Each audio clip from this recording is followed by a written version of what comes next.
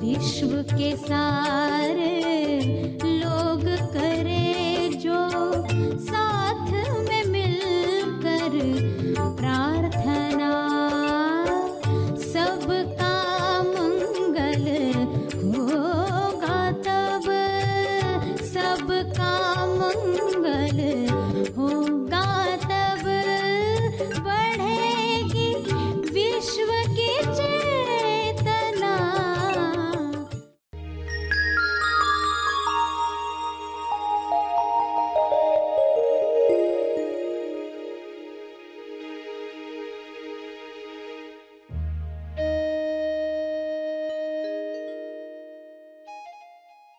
तो भक्ति देखोगे हर एक जगह पर कितना बड़ा कार्य कर सकती है।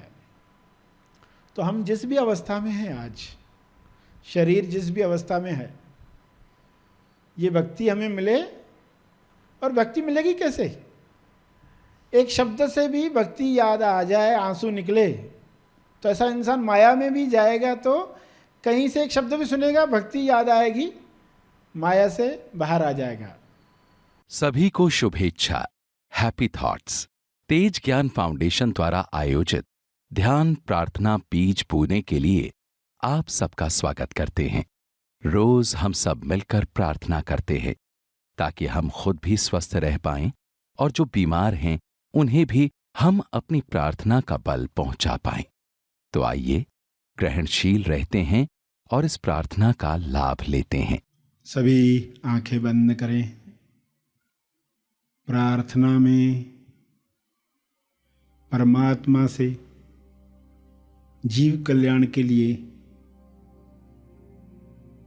ऐसे शब्द कहें जिससे भाव जगे, तरंग उठे और वह तरंग चारों तरफ का वातावरण पॉजिटिव बना दे, नकारात्मक तरंग समाप्त हो जाए।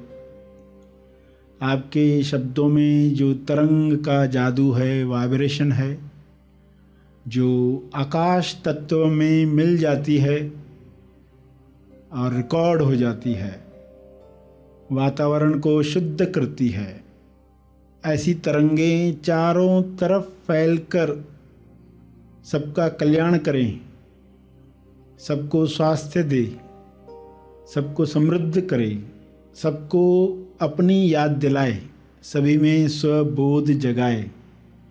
ऐसी शक्ति आपके शब्दों में है। आपके सकारात्मक विचारों में है। उन तरंगों को वाइब्रेट होने दें, हृदय से करें, उसके साथ भाव भी जोड़ें। ये भाव आपको ग्रहणशील बनाते हैं, अंतर मन तक विश्वास को पहुंचाते हैं कि ये संभव है, सभी स्वस्थ हो सकते हैं, सभी भाईचारे के साथ रह सकते हैं, सभी इस अज्ञान से मुक्त हो सकते हैं कि कम बनाया गया है, छीनकर ही प्राप्त होता है। ऐसा ज्ञान आपकी प्रार्थनाओं से समाप्त हो, इस समझ के साथ सभी प्रार्थना करें। हे परमात्मा, आपने सब भरपूर बनाया है। आपके दिव्य योजना में सबके लिए आनंद है, प्रेम है, समृद्धि है, पैसा है, स्वास्थ्य है, संतुष्टि है। किसी चीज़ की कमी नहीं रखी गई है।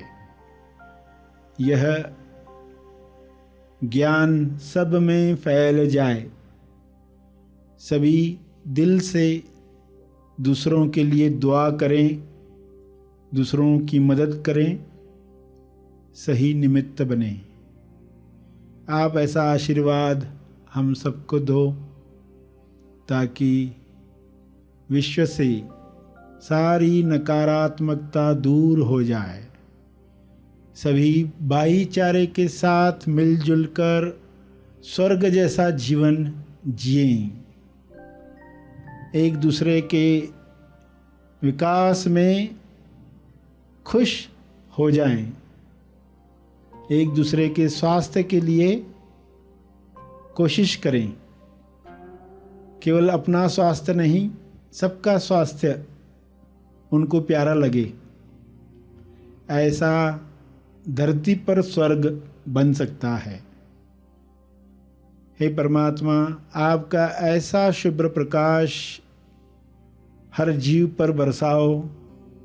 वाइट लाइट सब पर बरसे, ताकि हर जीव से दुख दूर हो जाए, नकारात्मक फीलिंग समाप्त हो जाए। आप यही चाहते हो। आप सदा से ये संदेश देते रहे हो। हम सब इस संदेश के लिए ग्रहणशील बने। ऐसे हम सब पर कृपा करो। हे परमात्मा, हर इंसान का अंतर्मन केवल सकारात्मक चीज़ों के लिए ग्रहणशील बने। नकारात्मकता को कोई जगह नहीं है। वह केवल अज्ञान का परिणाम है। यह अज्ञान मिट जाए, सभी अंतर्मन तक कन्विंस हो जाएं कि सबके मंगल में ही हमारा मंगल है। सभी के स्वास्थ्य मुक्ति में हमारी मुक्ति है। हमारी यह याचना पूरी हो। आपका बहुत बहुत धन्यवाद। अपने शब्दों में आप इस प्रार्थना को दोहराते रहें। जो समय इस वक्त प्रार्थना के लिए मिला है, वह ऐसे उपयोग में लाएं ताकि सबका कल्याण हो। अपने शब्दों की तरंग को पूरे विश्व में जाते हुए महसूस करें।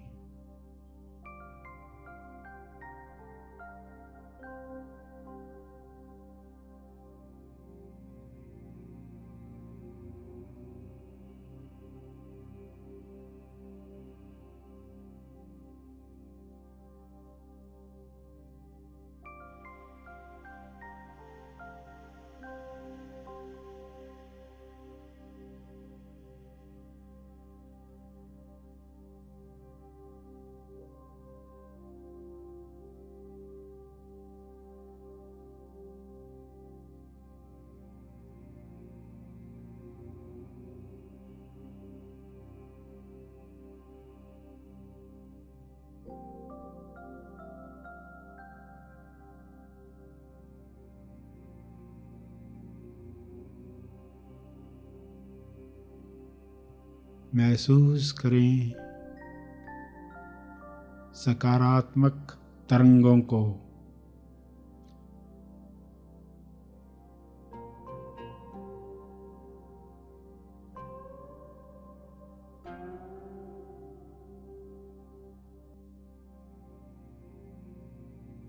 विजुअलाइज करें शुभ्र प्रकाश को जो पृथ्वी पर उतर रहा है, हर जीव पर बरस रहा है।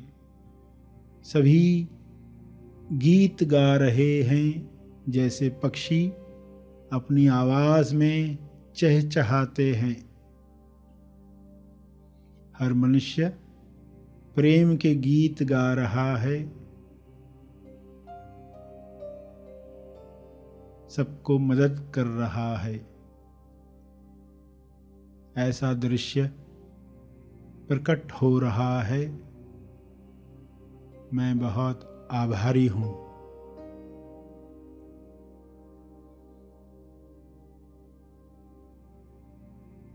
अंत में तप अर्पण करें। अपने तप का अर्पण करें।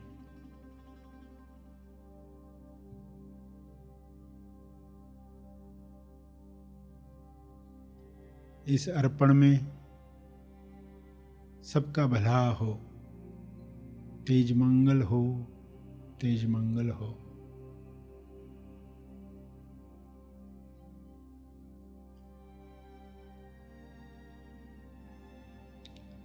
सभी धीरे धीरे आंखें खोलेंगे। आइए सब ग्रहणशील होते हैं एक चेतना संदेश सुनने के लिए।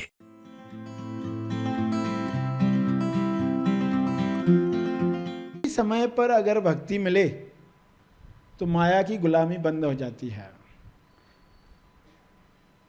छोटे को मिलती है भक्ति तो वो भक्ति प्रहलाद बन जाता है, किशोर को मिलती है तो संत ज्ञानेश्वर बन जाता है। तो भक्ति देखोगे हर एक जगह पर कितना बड़ा कार्य कर सकती है। तो हम जिस भी अवस्था में हैं आज, शरीर जिस भी अवस्था में है, ये भक्ति हमें मिले। और भक्ति मिलेगी कैसे? एक शब्द से भी भक्ति याद आ जाए, आंसू निकले, तो ऐसा इंसान माया में भी जाएगा तो कहीं से एक शब्द भी सुनेगा, भक्ति याद आएगी, माया से बाहर आ जाएगा। तो भक्ति का महत्व पता है तो ये चीज़ें सहजता से होने वाली है, वरना उसमें समय लगने वाला है। तो ज्ञानी को मिलकर वो कभी उलझ न जाए, ये भक्ति का महत्व हर एक को समझ में आए। यदि कोई इंसान रेत से तेल निकालना चाहे, पानी से दूध निकालना चाहे और परिश्रम करे इस कार्य के लिए, तो उसका परिश्रम केवल परिश्रम बनकर रह जाएगा। रेत से तेल जिसमें था नहीं तेल, पानी से दूध जिसमें दूध था नहीं, ऐसा कार्य करे तो आप जानते हैं उसका परिश्रम केवल परिश्रम रह जाएगा। उसी तरह इंद्रियों से, मन की टेंडेंसीज से परम सुख प्राप्त करने की क्रिया वैसे ही है और उससे भी भयानक है। किससे भयानक? रेत से तेल निकालने वाली क्रिया। मनोवृत्तियों से परम सुख पाने की इच्छा, परम सुख पाने का परिश्रम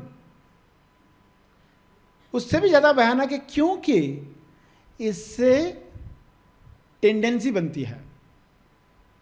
देखो आपने परिश्रम किया रेत से तेल निकालने के लिए, टेंडेंसी तो नहीं बनी, आखिर आप छोड़ दोगे। मगर इंद्रियों से सुख पाने की लालसा में पर्सन लगा रहा, परम सुख पाने की लालसा, तो उसमें क्या हुआ? परम सुख तो नहीं मिला, उल्टा टेंडेंसी बन गई। ये समझना, क्योंकि वृत्ति, टेंडेंसी कर्म बंधन है। कर्म बंधन खुद नहीं है, केवल कर्म बंधन नहीं होता। किसी को आपने थप्पड़ मार दी तो कर्म बंधन हो गया, ऐसा नहीं है। ये जो थप्पड़ मारने की हैबिट बढ़ जाती है, हाथ खुद ब खुद उठ जाता है, गाली देने की टेंडेंसी हो जाती है, चोरी करने की टेंडेंसी हो जाती है, काम चोरी की टेंडेंसी हो जाती है, ये कर्म बंधन है।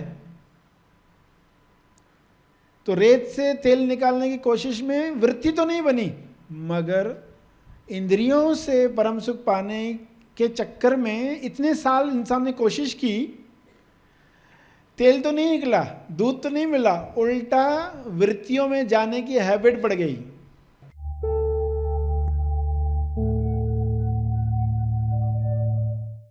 प्रार्थना का सभी ने लाभ लिया। आइए यहीं पर समाप्त करते हैं, कल फिर मिलेंगे। तब तक के लिए धन्यवाद। Happy thoughts.